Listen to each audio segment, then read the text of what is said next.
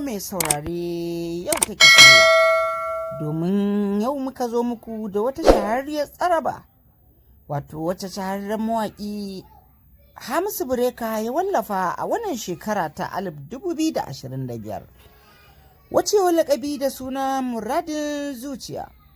Muradin zuciya dai ba sai ne muku dogon jawabi game da shi ba, amma dai bara mu ɗanyi muku tambihi kaɗan domin ƙara muku haske game da wannan waƙa da shahararren mawaƙi Hamisu ya wallafa a wannan shekara ta 2025. Muradin zuciya waƙa ce wata samo asali da abin da mutum ya wato yake bukata a kowane lokaci, gami da masoyiya, abin da kake so ka dinga amfani da shi na yau da kullum. Wannan waƙa ta ƙunsa duk wani abu da ya kasance muradi ne amma fa na zuciya. Ya kai mai saurare, kada ka manta, idan wannan shine farkon kasancewarka a tashar mu, ka daure ka danna mana subscribing, sannan ka daure ka danna alaman ƙararrawa, yanda da zarar mun ɗora manhajar mu za ta iske ku a duk inda kuke ba tare da ɓata lokaci ba. To mai saurare, muradin zuciya kake sauraro. Muradin zuciya dai, bara mi muku tambihi game da masoyiya ko kuma masoyi.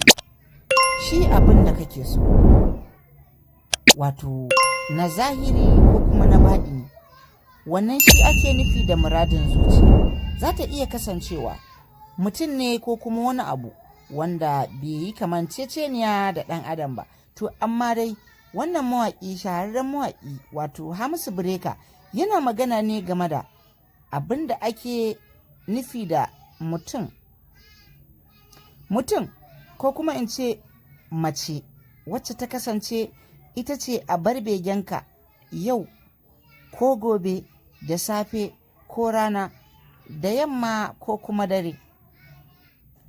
Idan ta kasance ita ce abin tunaninka ko kuma ita ce a bar begenka, to za ta iya kasancewa ita ce muradin zuciyarka, domin zuciyarka ita kaɗai ta kwarewa, kuma maybe ita ma zuciyarta kai kaɗai ta kwarewa, saboda haka ta iya kasancewa muradin zuciyarka. Domin haka mai saurare, kaɗan daga cikin bayani game da wannan waƙa ta shahararren mawaƙi Hamisu wacce ya laƙabi da muradin zuciya. Kada ku manta mai saurare, ku dinga danna mana like, sannan ku dinga yi mana sharing game da bidiyoyin mu, sannan kuma ku dinga aje mana comment domin sanin ra'ayoyinku. Gode da su.